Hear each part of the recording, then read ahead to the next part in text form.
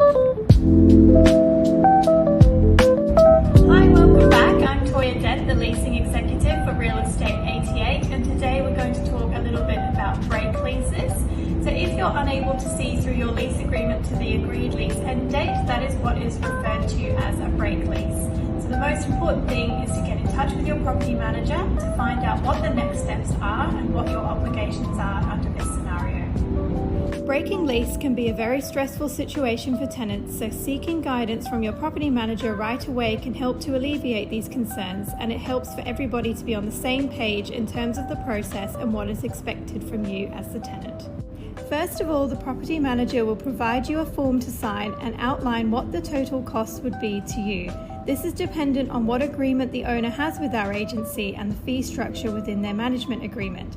Typically, you'd be expected to pay for advertising, rent up until a new tenant is found, and the unexpired portion of the letting fee to be reimbursed back to the owner.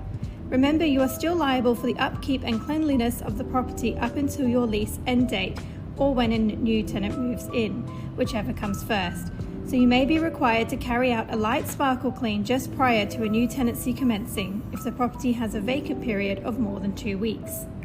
Once the form is signed and the advertising costs receipted, the property will go online for rent, and the agency will assist you trying to secure a new tenant by carrying out home opens and vetting tenants. The presentation of the property goes a long way to securing multiple applicants, so have the property clean, tidy and presentable for home opens, and be flexible with your agent to allow access. Help them to help you.